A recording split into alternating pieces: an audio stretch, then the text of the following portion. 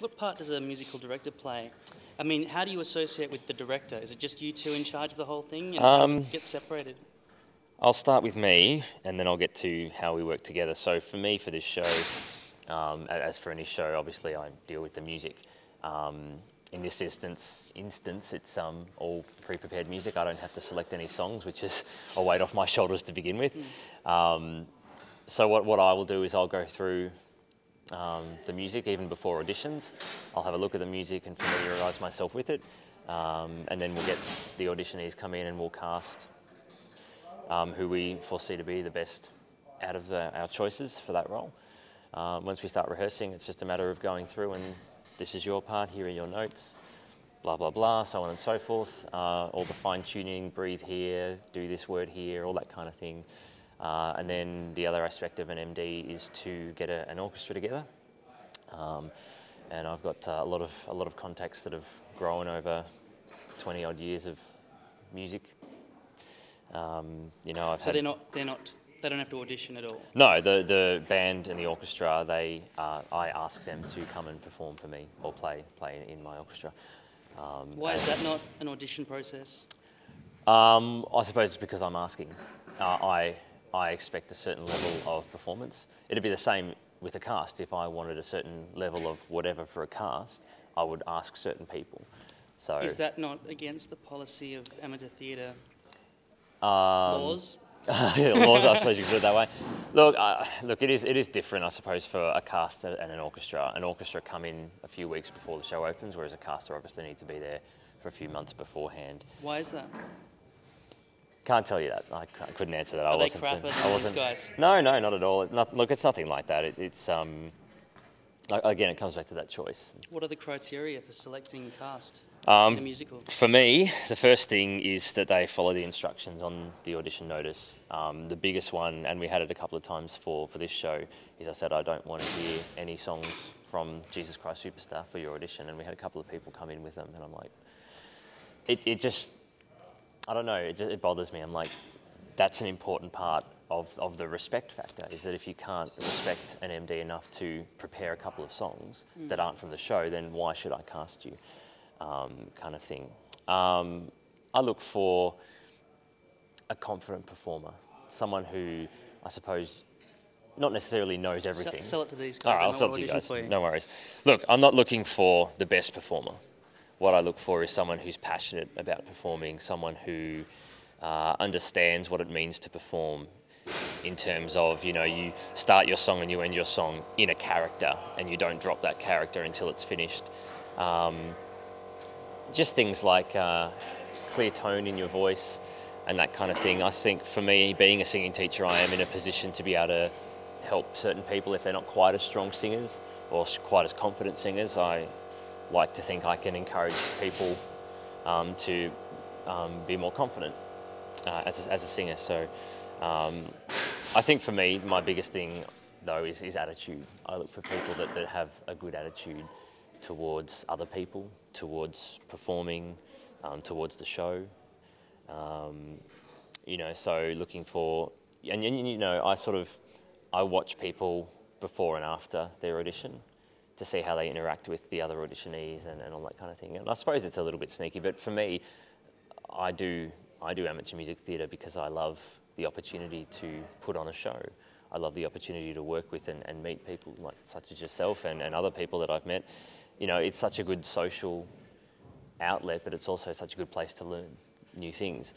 So for me, it's all about bettering myself as a musician and hopefully helping and encouraging other people along the way with me as well. So, you know, that attitude to really want to do well and to want to do the best that you can do is a really important factor, I think, in auditioning and casting a show. It starts off being quite a selfish thing, wanting to be on stage, on television. Yes. You want to have the fun that person's having. That's the dream life. Yeah. That's, you know, being famous and being treated with great amount of respect by everybody. I mean, that's what happens when you get famous. But then after a while, when you're in it, you realise that you have to raise your standards of performance and skill. And then after a while, it becomes about giving to the audience. And the audience out here are more important than you. Definitely. No, that's a very true statement. I think I think there's a part of everyone who wishes that they were a big famous movie star or something. But no, you're right. I think once you get into it, you realise I have to actually work. I have to actually put something into this. And then, actually, to be honest, one of my favourite things about performing is not having people say, oh, you were so good, blah, blah, blah. I love coming out after a show and people coming up to me saying, you know, things like, thank you for your performance, I really enjoyed the show. You know, just little bits and pieces like that, they make me want to perform even more and do even better, because I'm like, tonight I entertained that person, or I was part of helping that person be entertained, and I, you know, potentially took them away from their life for a couple of hours or cheered them up or something. You know, it just makes you feel like you're just doing something to help in a different kind of a way. Like, it's not physical help in some cases, but it's just a bit of a release, a bit of an escape for the audience, you know. And you're right, you know, sometimes I think you work for the audience and not so much for yourself. Have you seen Stargate, the TV series? Yes, yes. You know the Ori? Yes. Oh. When people worship them, they absorb the power. Yes, yeah. That's what some people might think when you get up and you're bowing. It's like, give 5 floors to me, you know? Yes. Which is fantastic. And then, but really it's like, no, I love you more. I love you more. I love you more. Yes. Yeah. No, yeah, I think it's a difficult thing, and that opens a whole new can of worms, I think, is that whole, how do you take the appreciation the audience gives you without becoming arrogant or self-centered? And I think it's a hard thing sometimes.